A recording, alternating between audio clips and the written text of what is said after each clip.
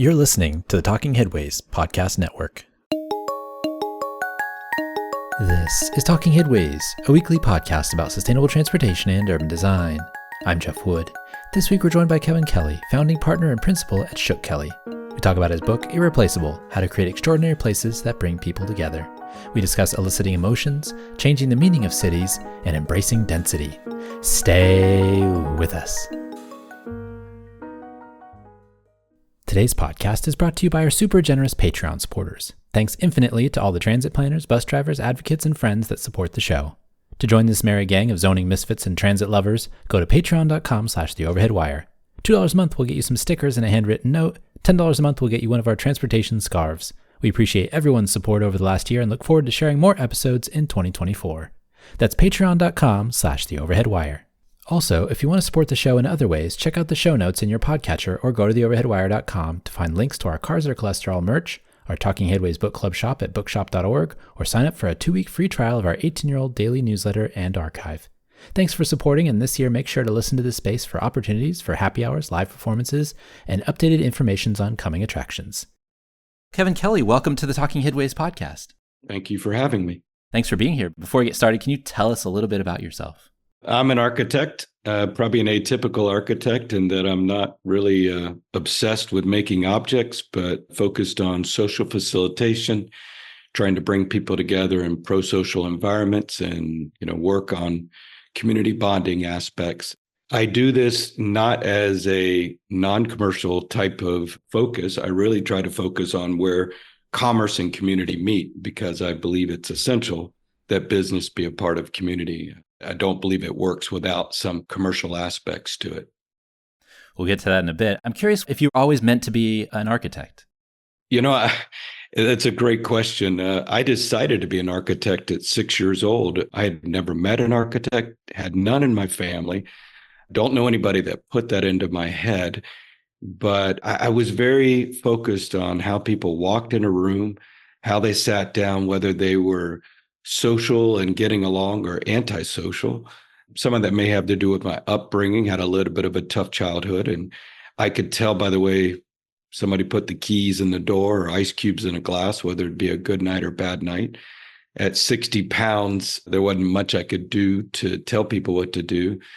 And in my desperate search to try to do something, as all kids do, I started looking at the environment and I turned lights down low and music up and rearranged the furniture. And by God, it worked.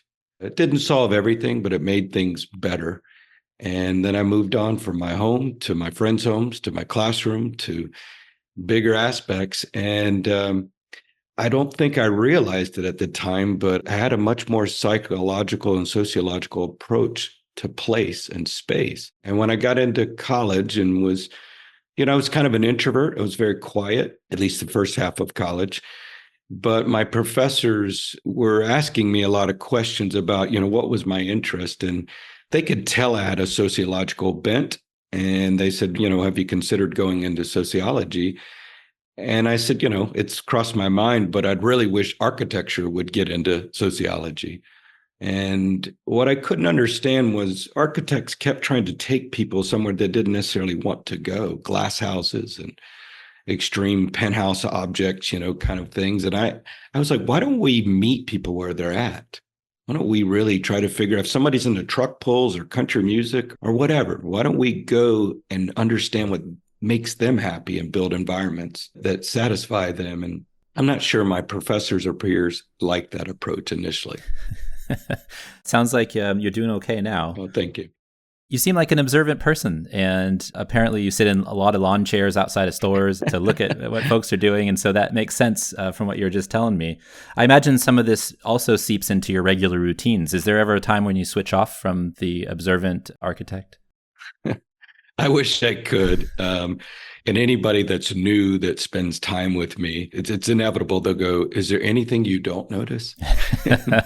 and I'm not aware that I notice so much. I work with some psychologists for the work we do, and many of them have said that I am an empath. And I didn't really know what that was 25 years ago, but it's somebody that picks up a lot from environment. And that's both a blessing and a curse, because sometimes you carry other people's burdens too much. But I could notice slight inflections of faces. I noticed socks. I noticed cars. I noticed colors of cars and patterns of cars. If I see 5 white cars in a row, I'll register it. And so I'm just constantly scanning, sorting, sifting my environment.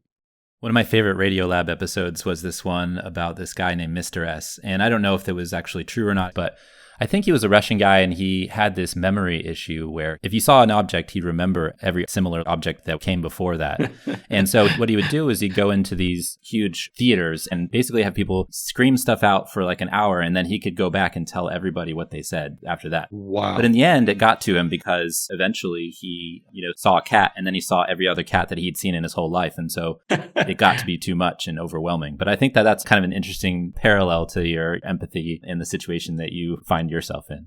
My staff says sometimes to me, they say, we think we could go to a presentation, take out the show you've put together, and just put in random images of squirrels and lawn chairs and other things, and you would find something around that. And it's not so much the art of bullshit as much as it is artifacts hold meaning to me. And I'm very interested in how objects possess meaning and what they suggest, and how we as humans relate to artifacts, and whether those are human artifacts or physical artifacts.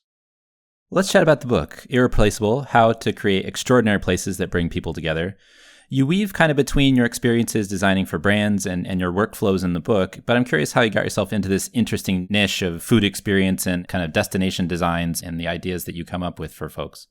Like most architects in school, I didn't want to have anything to do with cash registers or sales or retail. It corrupted me, and I could tell it rubbed my professor's academic hairs the wrong way. So I stayed away from that. And I tried to understand, what makes great places. And everyone was obsessed with style, but I couldn't understand why we weren't looking at the issues of behavior. And my father and grandfather came out of the advertising industries, which is an art, and it understands humanity, and it understands, compensation issues. And some people think of it as kind of a dark art. But the one thing they did that was fascinating to me is they would measure the effectiveness of ads. And I thought, well, why don't we measure the effectiveness of place? And style is so subjective that behavior became the best way to me. Could we look at eye movements, dwell times, experimentation, traffic? And so I didn't like retail initially, but I thought, that'd be a good way to put a metric to design. That's the one thing I find many designers don't have as a metric to what works. Even if it's I don't want to say the wrong metric, but even a anomaly metric, it's helpful because it starts putting parameters to an issue. And so I started finding metrics, and by luck, I went from studying the gender differences of male and females in restaurants to grocery stores. It was my business partner, Terry Shook, that introduced me to grocery stores. And initially I thought, I don't want to work for a grocery store. It's mundane, it's ordinary. And then I thought about it a little further, and I'm like, well, there's 65,000 products inside a store. So if I really wanted to prove my thesis that environment affects behavior and ultimately decision-making, then I could study this inch by inch.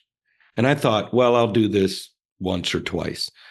But then that really led into just a whole career of studying how people buy, how they make decisions, how long they dwell, when they're convivial or social, and when they're antisocial, such as, say, the antisocial behaviors you see at checkout lines.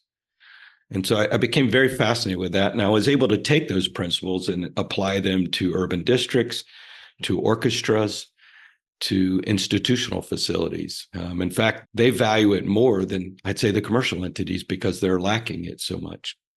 I feel like the book is kind of an undercover book about cities. It talks a lot about the work that you've done for grocery stores. And obviously you talk about the South End a little bit later in the book, and we'll talk about that in a bit. But a lot of the ideas and themes you discuss feel like they can be a roadmap for cities as much as the stores and brands that you design for regularly. I'm so glad you see it that way, Jeffrey. I'm so used to standing in front of boards or management groups that are comprised generally a lot of accountants, lawyers, MBAs, and we live in a world where everything is so concrete and linear. And I was using a metric, but those industries are over metriced. And it's very hard to convince those types of groups of the power of emotions or the power of connection and community. And instead of just trying to constantly browbeat them from the outside and being considered left of center, I really wanted to try to play their game. I want to try to understand what they're thinking and do that rigor as hard as I could, but then insert all these other aspects that are important to me. And human connection is the most important to me. And so, yes, you're right. I mean, and how cities, how urban districts, and how we come together as people is so important to me and all my colleagues and my business partner. How are you seeing cities at the moment? The pandemic kind of switched things on in terms of work from home for a lot of folks. And so it's changed this kind of monoculture of downtowns into something that people are frankly afraid of happening even more with the idea of a doom loop. I'm curious what your thoughts are on that move and the change that's happening and the push to bring people back downtown as you're trying to bring people into stores and create experiences. Yeah, if I could back up just a tad on that, because it's such a great question. Sure. I didn't have a guidebook for developing our kind of approach. And so we kind of had to pioneer our own system of convening and to try to put together an alchemy of business, science, and design approaches to build a kind of robust system of place. And that's really what I like to think of in terms of a system of place, because a lot of companies lack a system. But the more I researched, just like anything, the more we worked on this, the more we realized that cities were defined by the ancient agora, the markets, the bazaars, not even as much the temples or religious facilities or the courthouses as the markets really defined them. And the more I studied old world merchants, the more I realized they understood something that we don't understand about bringing people together, about not only trading goods, but also trading values and rituals and traditions, and what I call the great value exchange in the book, to try to get away from that term retail. What was fascinating is most of the insights we had and our recommendations, I could track back 1,000 years. And what I mean by that is the way the human body moves, the way people glance at each other, the way they connect, when environments really encourage and foster community, and when environments turn those behaviors off. But around 2008, 2009 upwards, and that was the birth of the iPhone, social media, Facebook, Twitter, we started noticing a marked difference in how people behaved. And it just escalated. And we started having alarm bells internally in our firm saying, oh, this is fundamental shift in our behavior. If people make eye contact less, if their necks are cranked down all the time, these send out different signals to us. To a child, a neck cranked down says depressed. Even before a child knows the word depressed, they know that their parents are sullen. And so we started really noticing this behavior. And so we started getting very concerned about the changing of behavior and the nature of community making. Now, add to that online shopping and our fixation with, just screen time, which averages 7 to 8 hours a day, which is terrifying. That's 105 days a year that we're fixated to a screen and not out in public connecting. All of that was already concerning enough. Then we hit the pandemic. And then we watched, and I work with a lot of downtowns. I work with some global cities. And as I mentioned, urban districts. Once that hit, then I saw a much more kind of long-term effect. And so while many other sectors, housing, retail is doing great, believe it or not, despite the headlines, many other sectors are doing well. The sector that is a super big problem are downtowns and urban districts, office markets. And that is a fundamental shift in our behavior that I think is going to take 10 years to correct. And it's going to be everyone's problem. There's this kind of mentality, suburbia versus downtowns, where people think, well, not my problem. It's all of our problem in terms of tax base, services. What is the solution? That is one of the things we're working on with a number of cities.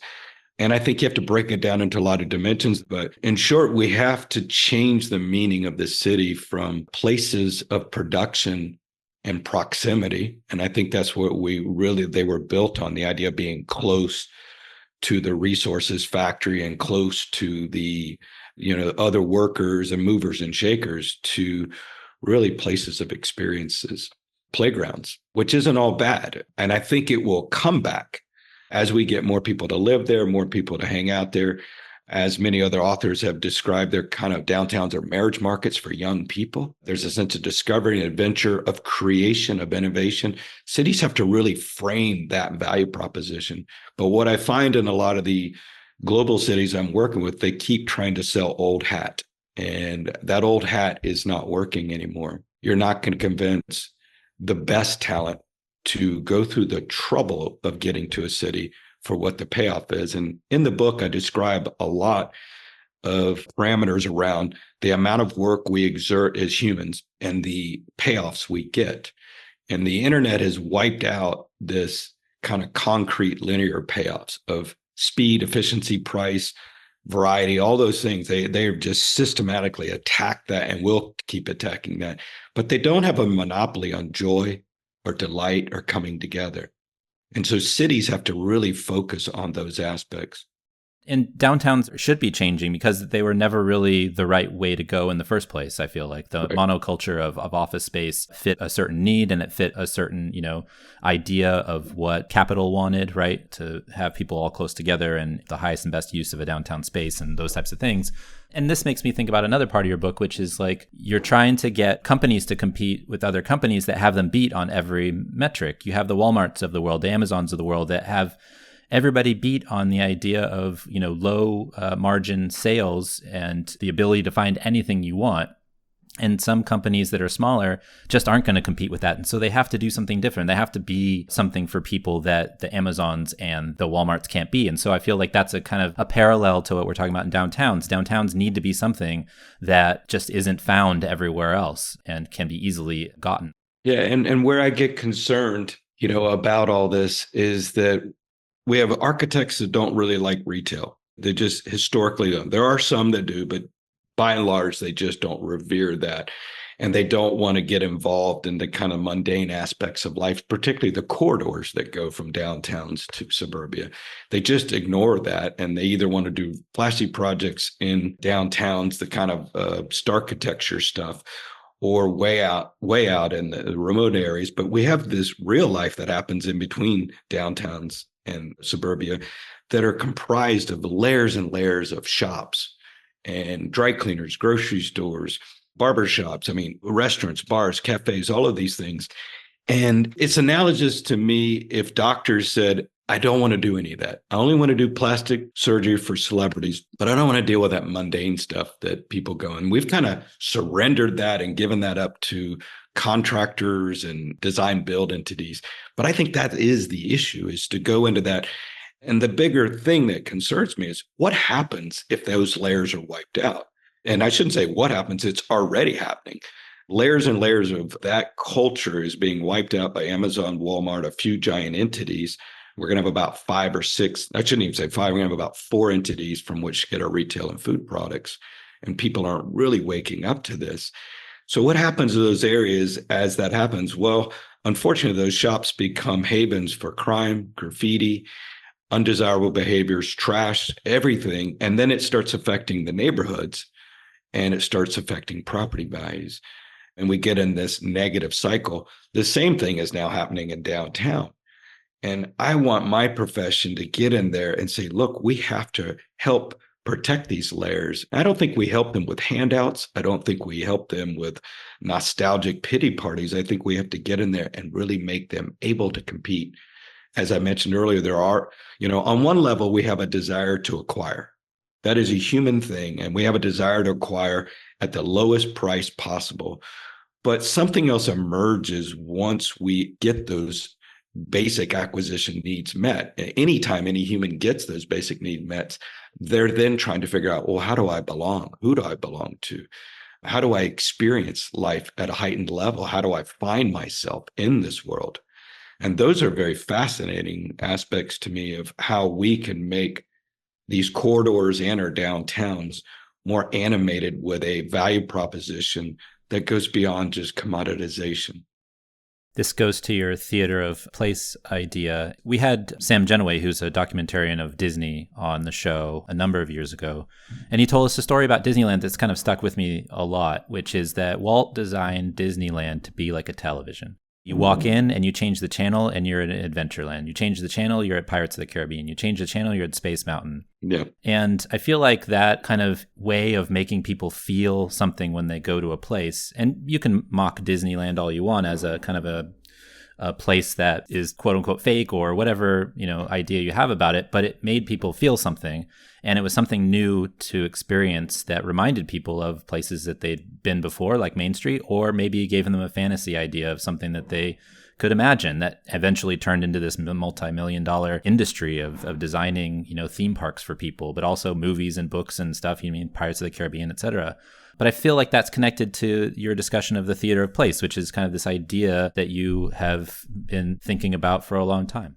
Yeah, I'm so accustomed and used to the debates about theme versus kind of authenticity. It's almost tiring, I was at a Columbia School presentation many years ago, and I remember the working title of the lecture was, "Is place branding the Antichrist to architecture?" And I thought, wow.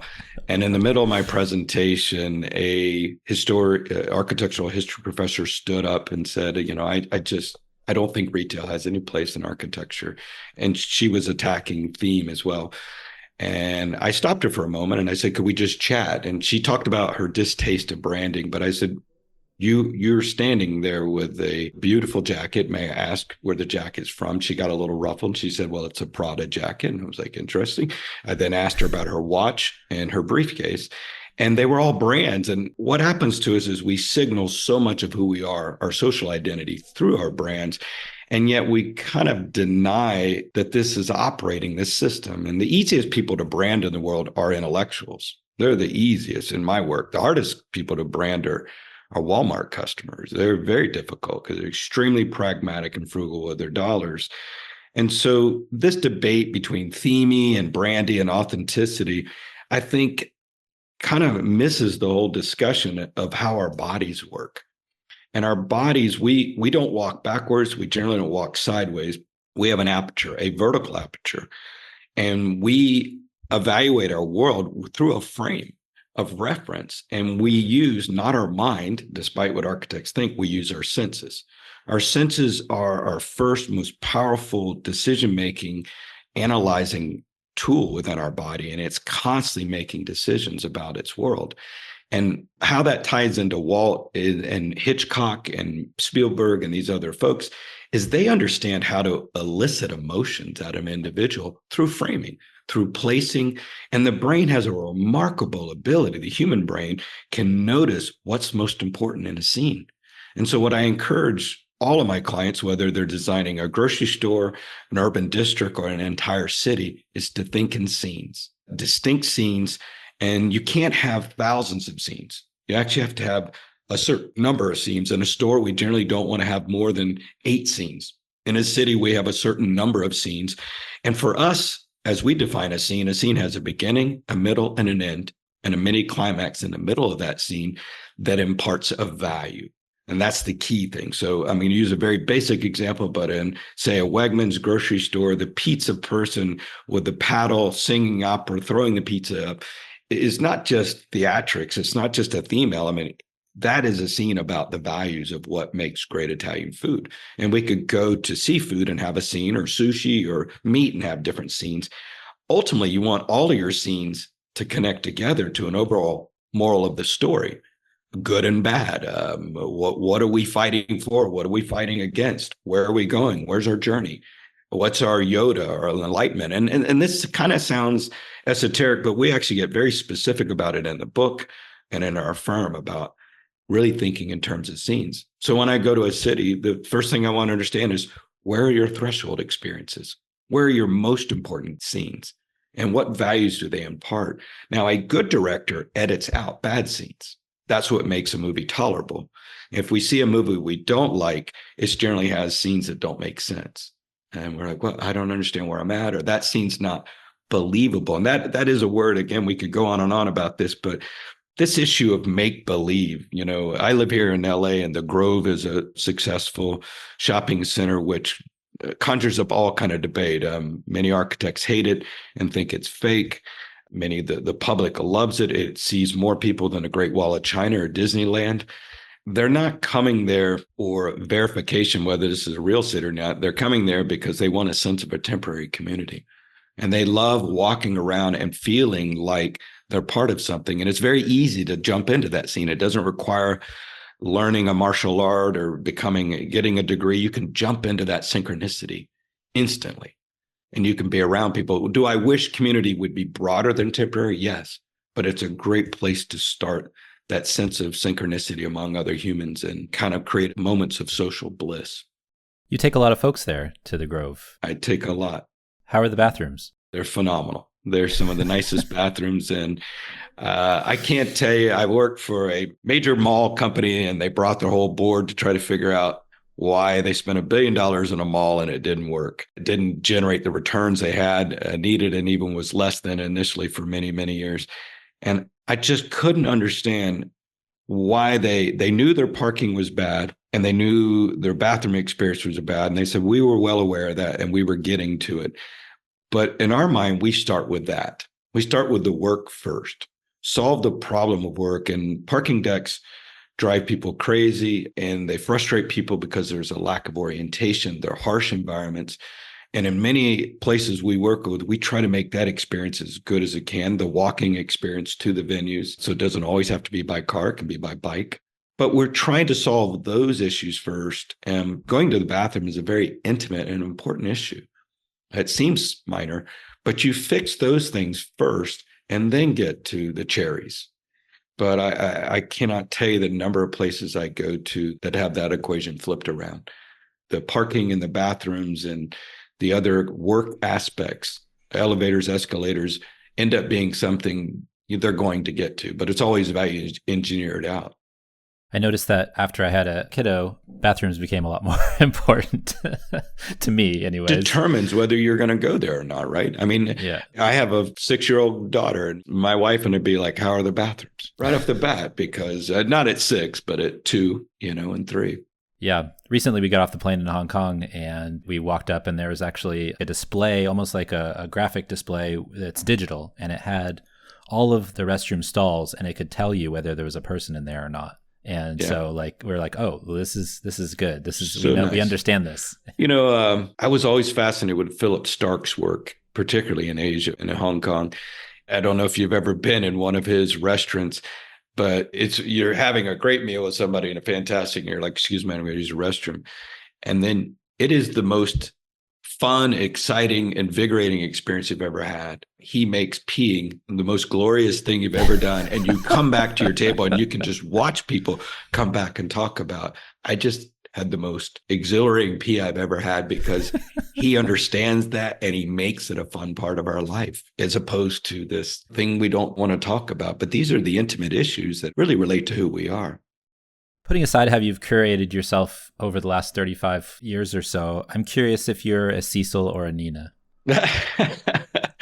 I am a perfect mix of that, I think. Probably a little more Nina. Sorry. My parents, you're right. I joked, and it's an exaggeration, but I grew up with Archie Bunker and Martha Stewart living in the same house. My father's ambitions were to make enough money to buy furniture once and never move again. And my mom's ambition in life was to make enough money so they could constantly change out the home, reinvent it, and even move often.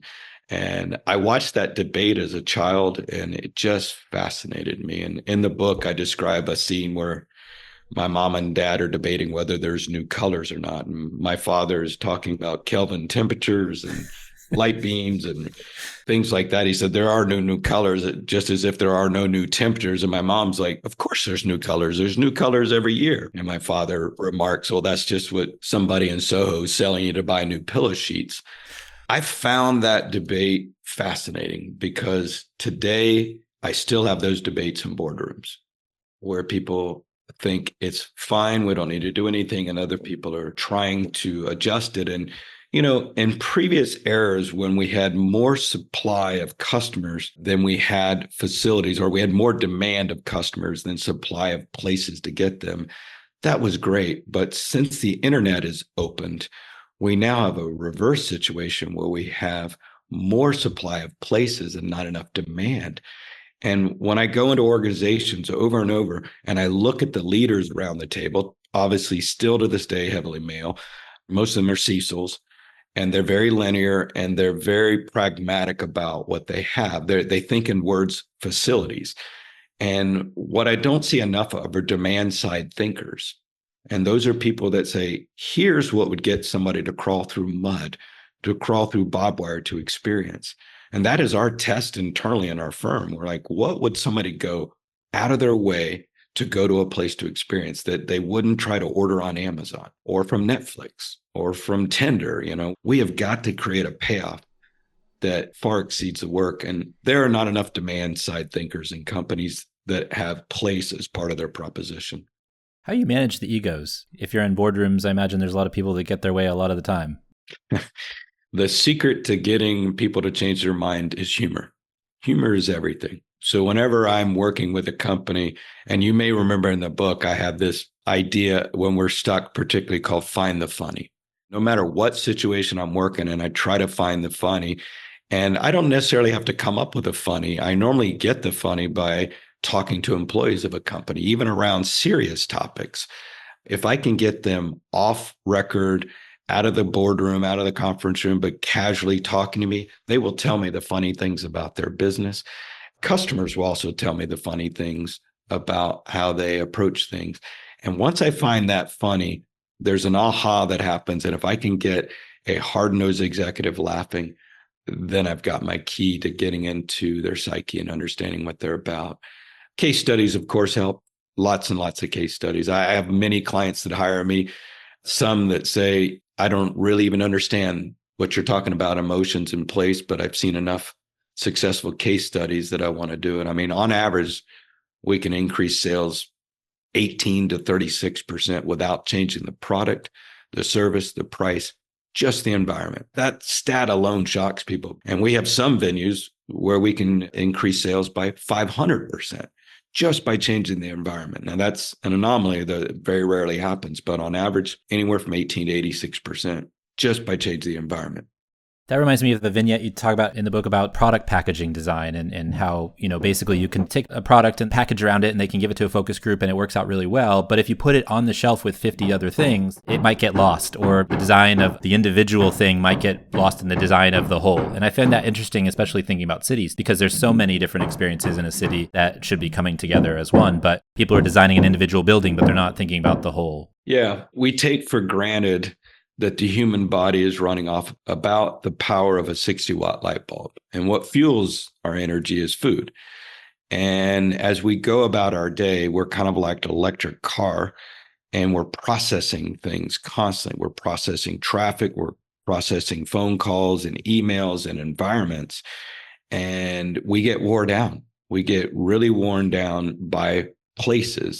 So if your spouse calls you and says, would you mind dropping by the dry cleaner or drugstore, it can sometimes, blow a gasket in us because we don't really have the energy to navigate places or parking or walking or other kind of situations. And I find that many companies are unsympathetic to the many other things people have to go through in their day. As much as I love going to Disney, if I've already had a busy day, I can't do that. Or going to even a farmer's market or a flea market. If I'm wore out, I don't know if I can throw that on top of that, or a dance club. There's a lot of things that happen in our body, and that we're outsourcing the processing our environment through our senses and our emotions first, and eventually get to our intellectualization, but there's a limit to that. And we need to take into account in cities and stores and other places how much information somebody's already occupying. Now, the one thing that is interesting is some places rejuvenate us. Some places take our electric car battery and refuel it. In the early days of Whole Foods, it was such a welcome break to the traditional grocery store that the number of hours people would spend in a grocery store was way increased. The amount of money people spent in the store was way increased. The experimentation was increased to the point that customers thought the store was more expensive, but no, the customer was just more engaged. We can all think the same thing happens to us at a restaurant or a bar. We end up spending more than we meant to spend, or we go to a retail store and we spend more. When we're engaged and we're having fun and we feel beautiful, and that's a key word, when you feel beautiful in a place, it recharges us, it refuels us. And so it's really key to find ways to fuel people. And so the first thing I generally do when I look at a venue is I want to see how people walk in. And I want to wait till they walk out. And I look at body language. 90% of what I need to know, I can tell just from watching their body language. And we've all seen people come out of film super excited, jazzed up, high-fiving each other. That movie re-energized them. We've also seen movies where people come out shaking their head going, what did I want my 2 hours back? Places have that same potential. You talk about movies. Yesterday, actually, Sony Pictures announced that they had bought Alamo Drafthouse. Fantastic. I'm curious what you think about that. I'm just excited to see big entities go in and resurrect the movie-going experience. You may remember from the book, I describe a great story of my daughter who grew up in the pandemic of never going to a movie theater. She was a bit of a homebody. We were always surprised. My wife and I liked to go out, and our daughter just preferred to stay home. It concerned us, but she just enjoyed home, and we had all 1,000 movies at her disposal. But when we finally got her to go to her first movie, she just loved it. And she knew nothing of whether movie theaters were in vogue or passe or going out of business. But she begs us now, anytime. It doesn't matter what the movie is. She just loves that collective room experience. And I work for a very famous, successful movie theater chain called ArcLight that went out of business during the pandemic. Just heartbreaking because they couldn't open their doors. This is yet another kind of, in my opinion, tragic loss of the basic fabric of our neighborhoods and our communities. If we're not careful, we're going to get to the point where we're not going to get out of our PJs, right? We're going to sit at our house, have everything delivered in, work from home, date from home, play video games from home. This is far more serious than I think we're taking stock of. And, I think as a society, we've kind of all developed social anxiety because as we survey consumer groups, people are feeling a sense of, I'm just not used to going out anymore. I mean, they had a real hard time adjusting to the pandemic, by the way. They really struggled with that. They kind of went through a cognitive impairment of staying at home. But now they're having a tougher time getting back out. But every time we find groups do get back out, they find it so rewarding. They find it so rejuvenating, and they find it really exactly what they needed. And the reason is, as human beings, we're social animals. We're designed to be with others. We're a cooperative species that feels good in groups. That is just the nature of who we are. I don't mean to paint them as villains, but there's a combination of online tech companies and Wall Street that has a number one goal of keeping you glued to a screen and not going out. And we may not win that battle. And the evidence of what's happening to kids, and you're familiar with Jonathan Haidt's book, it's been out for a while, though this kind of thinking is very dangerous. And we as the adults in the room need to intervene and say, we have to get back out and exercise our sensory systems, our social chops. I find it sometimes, tough to put down the phone. Obviously, it's an addiction machine. And there's sometimes when my 2-year-old daughter is like, Daddy, no phone, or, no more phone. I have to pause and think, oh, yeah, I got to put this thing down. We got to go play or something. Let's go for a walk. Let's go for a bubble walk. Let's take Bubbles with us and go for a walk. And that seems to help. But yeah, my wife and I, we used to go to the Alamo Drafthouse all the time, and we haven't been back since. Obviously, having a baby and a 2-year-old can put a dent in that. But I remember also some of my earliest memories of going to Alamo in Austin when I was there, going for the cartoon festival or things like that, and going together with a bunch of people to see some weird cartoons that nobody would have seen otherwise before the internet, before YouTube or things like that. And so that collective experience is a really kind of a formative thing. And, Austin brands itself as the live music capital of the world. And One of the things I loved doing was going out to shows. The group experience, right? And meeting people, and seeing people, it's how we learn. It's how we learn to behave, and if you don't watch a grandmother and grandfather, a young teen date, a husband and wife, kids, we don't learn how to behave. That's why we're having problems on airplanes, is people have forgotten how to behave in public because we think behavior on Twitter is how we should behave or on CNN. But really, we learn social norms by being around other people. And we take for granted how much of that happens. And so my daughter in those movie theaters is looking at other kids and is looking at adults and going, okay, That's how you treat other human beings. A lot is at stake. Place is an endangered species on many levels, not all levels, and the casualties are high. We have to go back and pull that back. And I'm doing my part with my small firm, and my business partner's doing his part. We're really going out there trying to save places, but we need a whole collective force to go out there and try to save places, downtowns, offices, suburbia, little shops, everywhere. I'm 59 years old, and so I've seen a lot in that time, and I grew up in the suburban Brady Bunch era, and watched that mentality. And I've kind of lived through the NASA space launch and all the different eras. Mm-hmm. And I think there was this one thing where we never really questioned our elders or our professions, right? And thank gosh that had started happening in the 90s. And we really started going, maybe modernism was a mistake. Maybe the planning, engineering, highway system is not the way to go.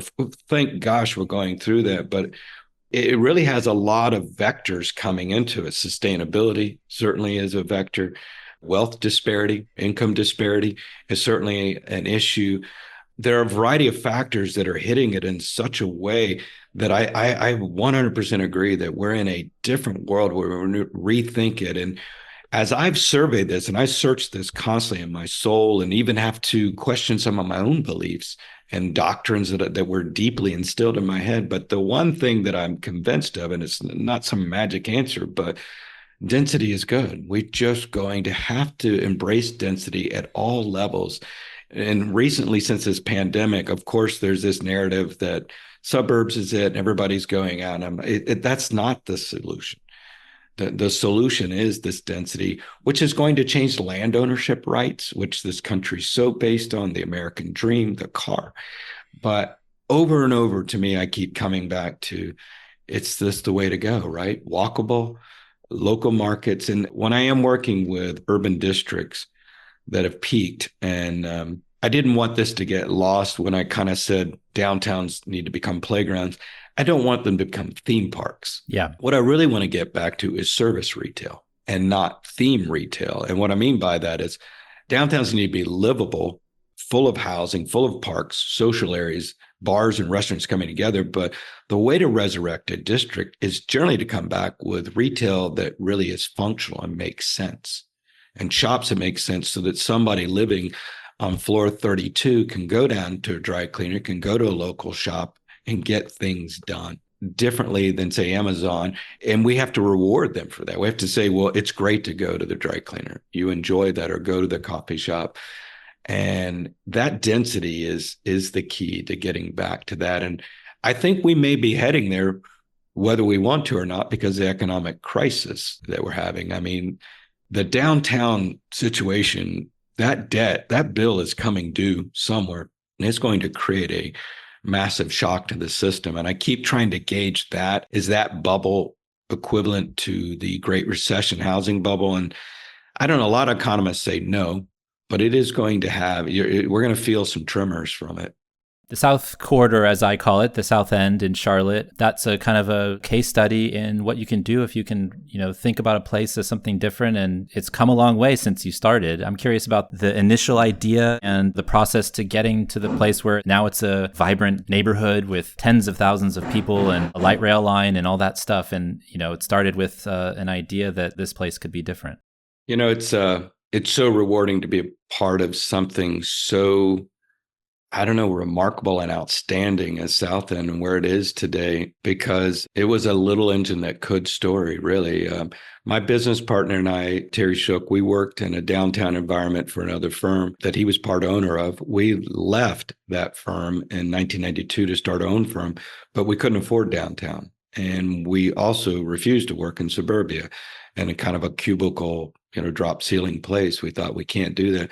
So we were scavenging around trying to find somewhere. And like all cities that have a hub and spoke, there are these corridors. And we saw this one corridor called the South Boulevard Corridor that the city engineers really had as a pipe. They were widening the roads, destroying the sidewalks, cutting down the shops, and then wondering why the people lived in such apathy. When I was like, well, you've left them with apathy. My business partner and I went into an old factory, an old mill called Atherton Mill. We were one of the first tenants there. A developer named Tony Presley owned a lot of these dilapidated buildings. And we came in and we started, redeveloping them. And we were using our principles of consumer behavior and branding and saying, could we do that to a place? In 1994, I mean, we were trying to think, could you brand an urban district like you brand Coca-Cola or Apple? And could you use those principles? And we did. We built a brand constitution.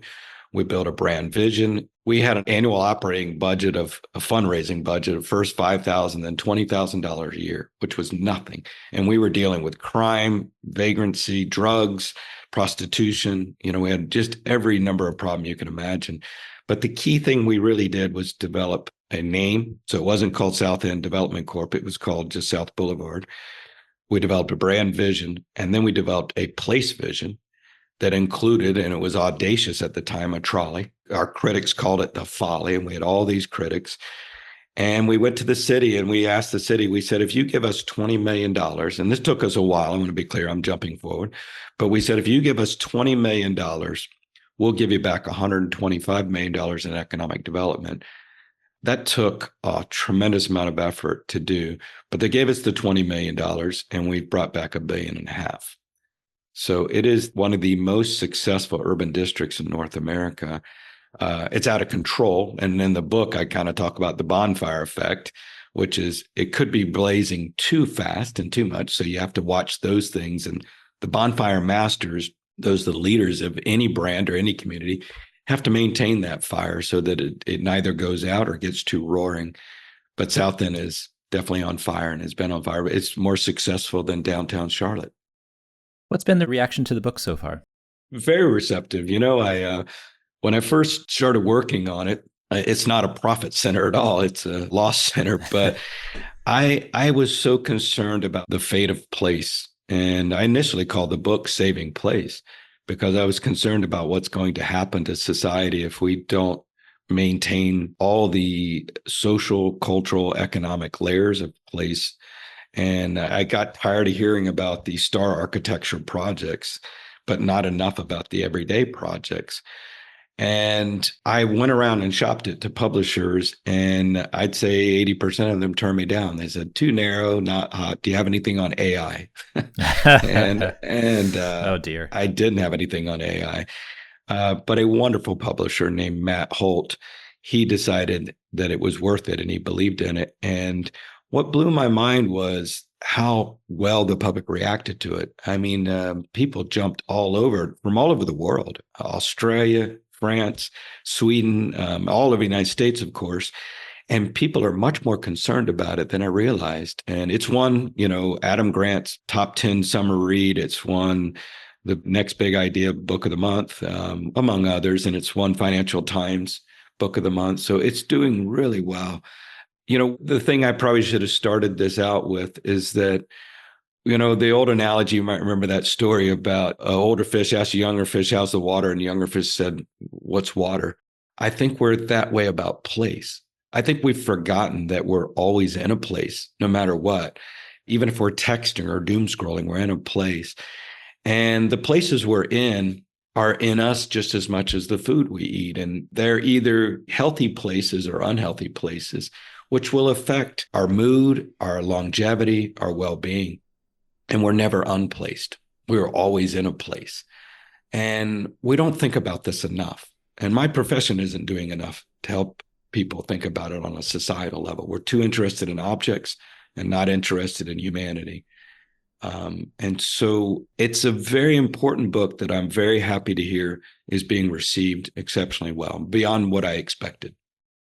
Well, the book is IrrePLACEable, How to Create Extraordinary Places That Bring People Together. You can get it at your local bookstores. Go in and ask them for it. I'm sure they can order it for you if they don't have it already. Kevin, thanks so much for joining us. We really appreciate your time. Thank you. What a wonderful show. And I'm just so glad you're out there bringing these topics to mind to everyone. So thank you for what you do.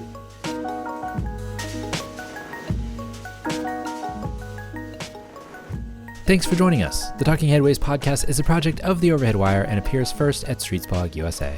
Thanks to our generous Patreon supporters for supporting this show and Mondays at The Overhead Wire. You can support the show by going to patreon.com/theoverheadwire. Sign up for our 18-year-old daily newsletter by visiting theoverheadwire.com or check the show notes for other cool merch and opportunities to connect. Follow along using your podcatcher of choice, but if you can't find it there, you can always find the show at its original home, usa.streetsblog.org. We'll see you next time at Talking Headways.